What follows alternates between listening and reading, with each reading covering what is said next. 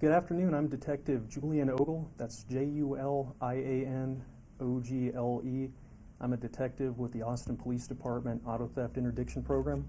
So today I'm here to talk to you about a trend commonly referred to as the Kia Challenge that you may have seen on social media. So what this is referring to is a trend exploiting a design vulnerability in some Kia and Hyundai vehicles that's allowing them to bypass the ignition using a USB cable. So if you see to the right of me, there is a video. This is an actual active case. And this white Kia Soul is stolen, and the suspect crashed it into the side of a house and then fled the scene. So in a few seconds, you're going to see a second Kia and a Hyundai come into frame, and he runs toward them, and they speed off at a high rate of speed. We presume that those two vehicles are stolen and also have to do with this case. So our objective here today is to give you some tips on how to make these cars less attractive to being stolen, because what we're seeing when these vehicles get stolen is they're being used in violent felonies such as robberies, homicides, aggravated assaults, burglaries, etc.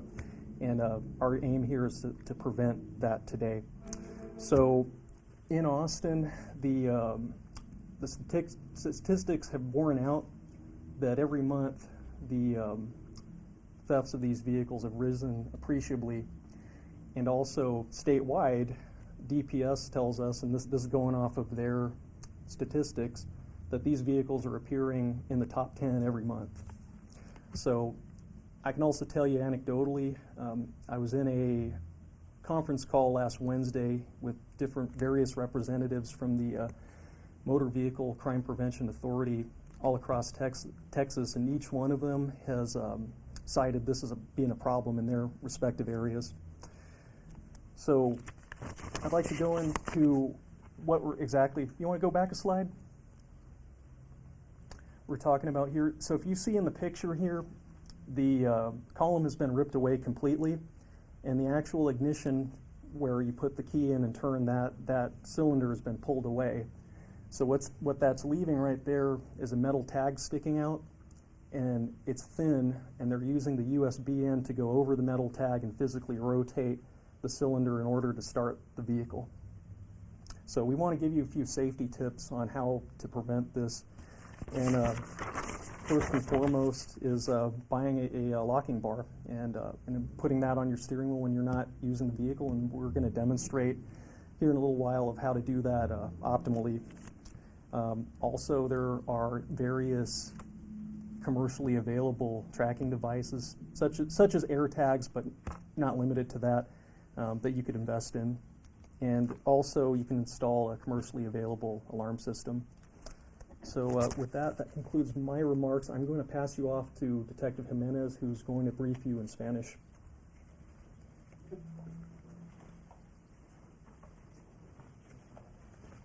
Okay. Hola, soy el Detective Jiménez con la Policía de Austin. Trabajo en el unidad de robo de vehículo. Mi primer nombre es Francisco, apellido Jiménez. Vengo a platicar a ustedes con un problema que hemos tenido recientemente aquí en Austin y que está creciendo este problema. Lo que está pasando se dice comúnmente como el desafío Kia. Lo que está pasando es que muchos vehículos Kia y Hyundai, por falta de diseño o por falla de diseño, están siendo robados bastantes. Entonces, lo que está pasando es que estos vehículos se están usando en crímenes violentos como robos armados, asaltos agredidos y tiroteos. Entonces, por eso venimos a platicar con ustedes para traer atención a este problema, para tratar de resolverlo, para tratar de bajar el robo de vehículo aquí en Austin y también para mejorar la seguridad de nuestra gente aquí en Austin. Vamos a platicar sobre un video que tengo. Este es un caso que tenemos abierto nosotros, donde un Kia que es robado usando este método es chocado en una casa aquí en Austin. Y el sujeto huye del vehículo, corre del vehículo, y se presume que se mete a otros dos vehículos que son un Kia y un Hyundai, y manejan a alta velocidad. Ese es el caso que tenemos abierto, y si tienen avisos o si saben quién es esta persona, por favor contáctenos y díganos. Entonces, vamos a platicar un poco de estadísticas aquí en Austin. Okay. Han estado aumentando los robos de vehículos Kias y Hyundai aquí en Austin.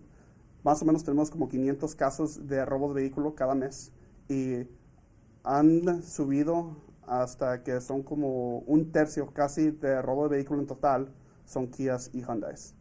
También en el estado de Texas obtenimos los números de DPS y DPS ha avisado que también para ellos ha sido un problema también donde los Kias y los Hyundais han sido los vehículos 10 más altos robados en los últimos meses.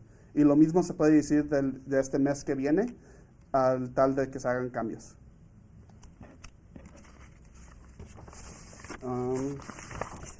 Queremos dar avisos nosotros para la prevención de robo de vehículo.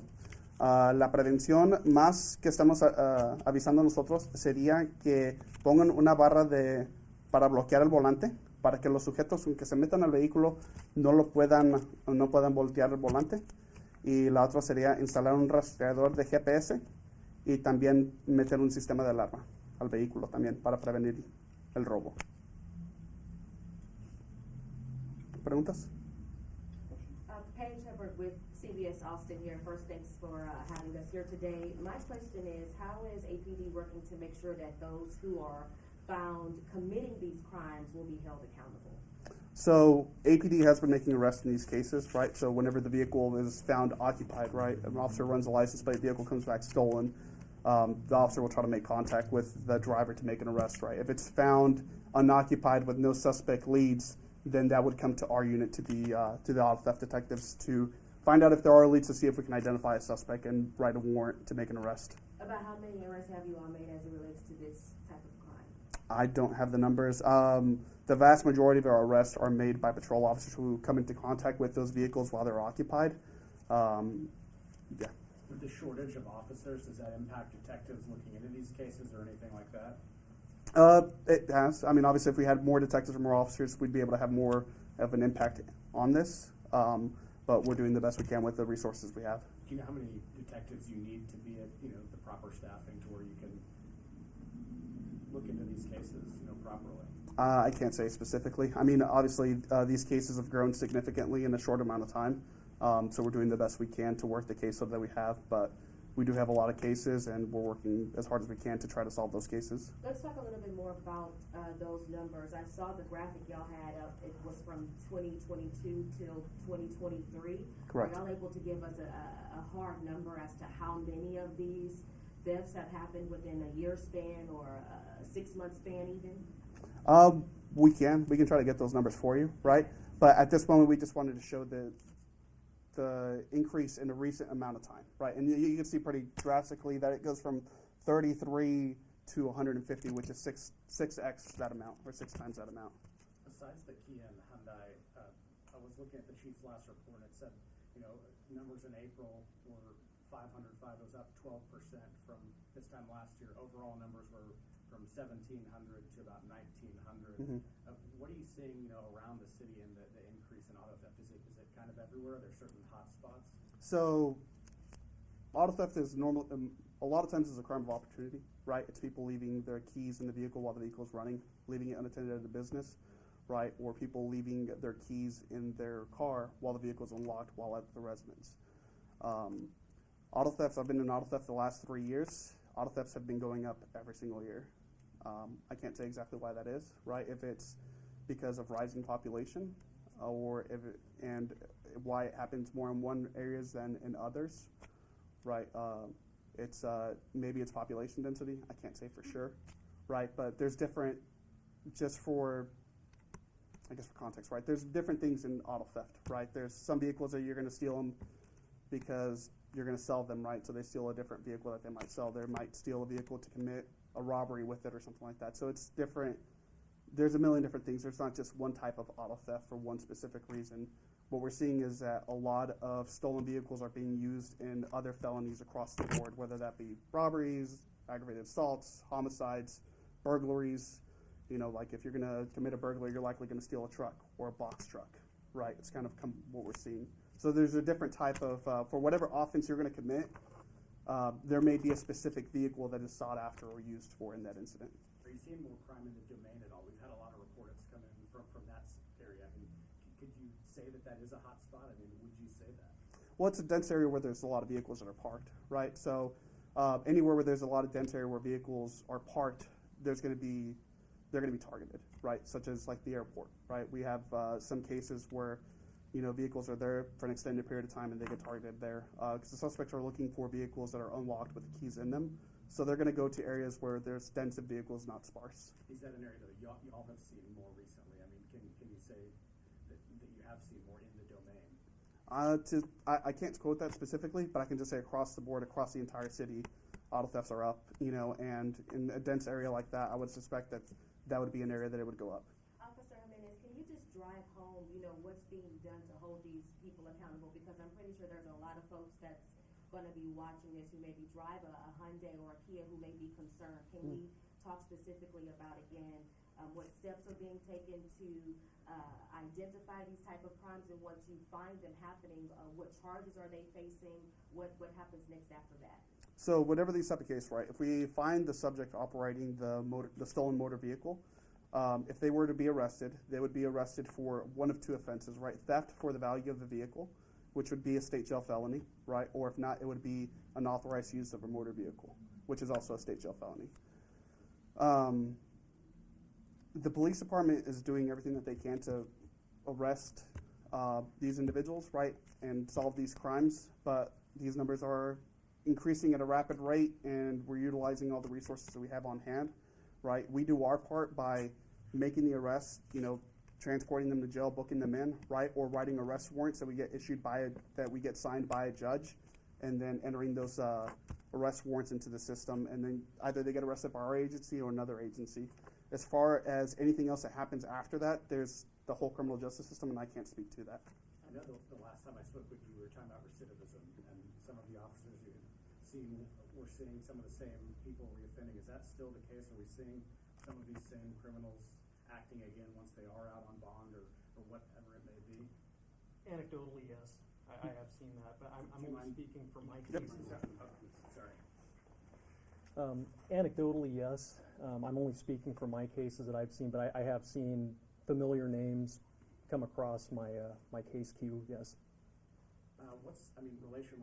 Relationship with the DA's office? I don't know if you can speak to this or not, but just, I mean, are you seeing, you know, it seems like the problem is stopping these people that continue to pop up in the system, but they're continually out doing this again. I couldn't speak to why that's happening. It is my understanding that for some state jail felonies, there's a diversion program, and I don't know what the exact criterion are for somebody to be part of that program, but some people are going through that. But again, I couldn't really speak to that. I'll leave you with this. If some of these repeat offenders were, you know, behind bars longer, would we see less of this crime continuing to happen? I believe that I do believe that is the case because I mean, from experience being a new officer on patrol, you know, for example, I recall we were having issue with car burglaries in probably about the 5,000 through 7,000 block of 35 northbound and southbound, where the hotels are, kind of around 290 and 35 between there and 183, and this was happening pretty frequently, and I arrested a young man breaking into a truck, took him to jail, and he was out of circulation for a good few months, and in those few months, just because of that one person, the stats in that area for that particular crime dropped. So I know that's just one incident, but it does have an effect. Last question from me. How did you all find out that these crimes were happening in our community? Well, just the sheer number that we were seeing from the thefts of these Kias and Hyundais, and also all those same videos on social media, we see them too. And a lot of times patrol officers will they'll see some of these same individuals maybe on social media. They'll take a picture of that and let us know. And in these specific cases, are you still seeing the teens with the, I know that TikTok challenge and all that. Is it teens, or what are the age ranges? I don't have that specifically, but it's overwhelmingly juveniles. When just from what we're seeing in the cameras and the arrests and everything, usually when we're seeing suspects and we have footage of suspects, they're obvious juveniles. I can tell you, I've seen footage from thefts where the kid looked like he was maybe 12, 13, 14 at the most. And that's specifically with the Kia Hyundai? Correct. And one more, sorry, I have one more question. Did you all say that you do have a specific unit investigating this, or can you give us a little bit more about, is there, specific detectives that are looking into this crime? So we the auto theft interdiction unit, we take anything that's a vehicle, heavy equipment. Essentially, if it has a VIN and or rolls on the road, we investigate it. And you just notice certain trends in the cases you receive. And the trend we've been noticing has been the uptick in these Hyundai and Kia thefts, and also from talking to other units, we have a lot of overlap with all different units. For example, burglary, robbery, homicide are big ones. So, for example, you might have somebody rob somebody for the car, or they steal a car and they're committing other robberies. So we have a lot of overlap with that. So it's something that other units have brought up as well. Would you say us showing them, saying all you need is a USB or social media account, showing that encourages these people to commit these crimes? I don't think so, because we're not telling them anything they don't already know at this point. Because, like I mentioned before, this has been going on since about 2 summers ago, about summer of 2021. So that cat's out of the bag. This is a completely well-known thing for anybody who wants to take advantage of that. So at this point, we want people that have these cars to know just how vulnerable they are, and we'd be doing them a disservice if we didn't tell them, honestly, because the number of people who don't know about this, usually older adults, it's pretty high. Is that it? All right. Thank you, guys. Appreciate it. Thank you.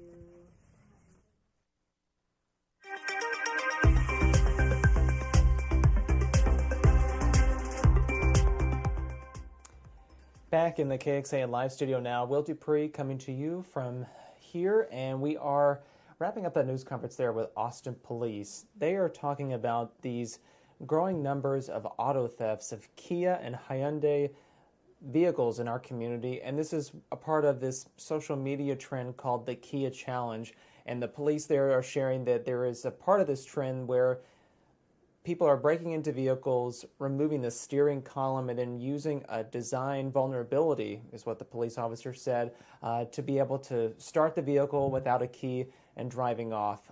The police are saying there have been a growing number of these happening in our area, so they wanted to pass along some advice to people to try to avoid that from happening if you do happen to own a Kia or a Hyundai vehicle. Those 3 advice points are: you can buy a locking bar to put in your steering wheel so that someone is able not to access that if they should break in. Installing some sort of tracking device like an Apple AirTag in the vehicle so you can track, if it is indeed stolen, where it ends up somewhere in the community. And then installing an alarm system, or making sure that it's a working one that will sound off if someone should break into your vehicle.